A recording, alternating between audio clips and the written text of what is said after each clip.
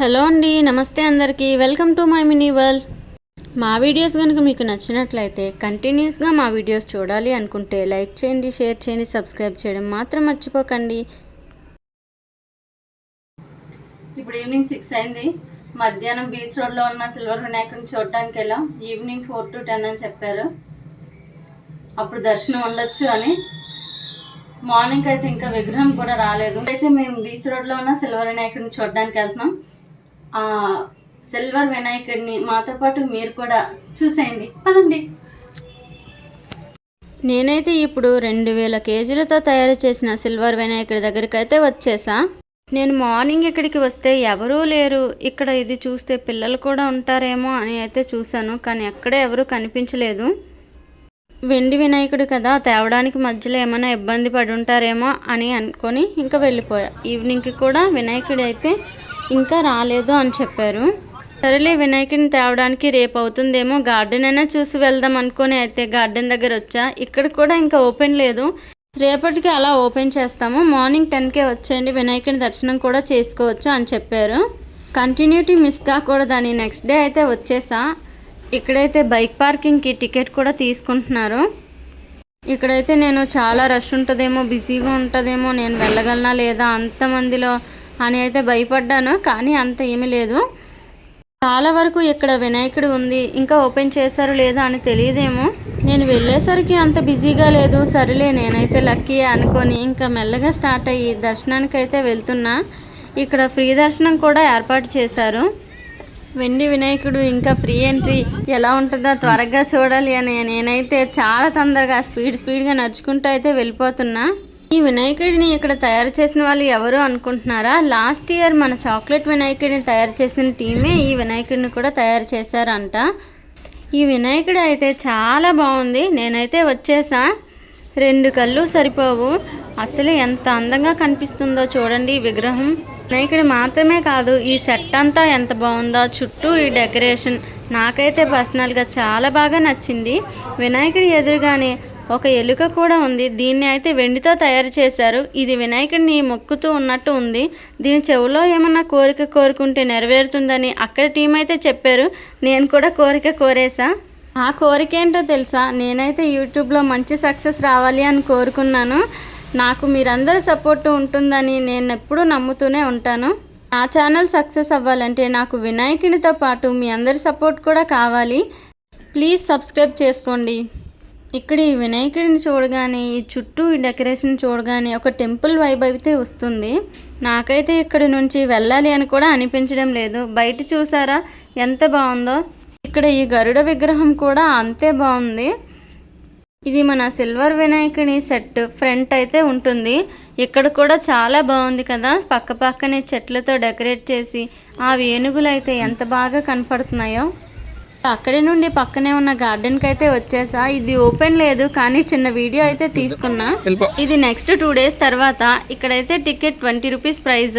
ఈ స్టాచ్యూ చూడగానే మీకు గుర్తొచ్చే కనిపించే 3 సింహాలు డైలాగ్ అయితే కమెంట్ చేయండి. లాస్ట్ టైం నేను వచ్చినప్పుడు అయితే నాకు ఎక్కడ అంతమంది వచ్చినట్టయితే కనిపించలేదు. ఈరోజు అయితే చాలా వరకు వచ్చారు. ఈరోజు కొంచెం రష్గానే ఉంది. నేనైతే గార్డెన్ లోపలికి వచ్చేసా. ఒక్కొక్క ఫ్లవర్ నేను ఎప్పుడూ చూడని ఫ్లవర్స్ కూడా ఇక్కడ ఉన్నాయి. ఇక్కడ దేవి శ్రీదేవి వాళ్ళు ఈ గార్డెన్ అయితే ఏర్పాటు చేశారు. ఈ ప్లాంట్స్ని సేల్ చేస్తారు కూడా అంట. మీరైతే ఒకసారి వెళ్ళి విజిట్ చేయండి. నేను గార్డెన్ చూస్తూ ఉండగానే ఈ మధ్యలో ఈ వాటర్ ఫౌంటైన్స్ అయితే చాలా బాగున్నాయి. ఇందులో వాటర్ వేసుంటే ఇంకా బాగుండు, కానీ నేను వచ్చే టైంకి అయితే ఇక్కడ రెడీగా లేదేమో. గార్డెన్కి వస్తే చాలు, ప్రశాంతంగా ఉంటుంది కదా. ఇక్కడైతే ఈ ప్లాంట్స్ని పెట్టుకోవడానికి కుండీలు, స్టాండ్స్ ఇవన్నీ సేల్ చేస్తున్నారు. ప్లాంట్స్ కొనుక్కున్న వాళ్ళు ఇక్కడ ఇవి కూడా కొనుక్కొని ఇంటికైతే వెళ్ళిపోవచ్చు.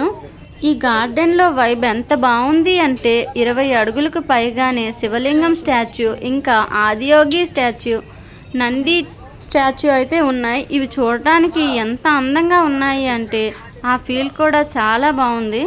నేనైతే ఇక్కడ ఉన్న ప్లాంట్స్లో ఏమన్నా ఒకటి పర్చేస్ చేద్దామని అనుకున్నా, కానీ నా డ్యూటీ టైమింగ్స్కి దానికి వాటర్ కూడా ఉండవేమో అని అయితే వదిలేసా.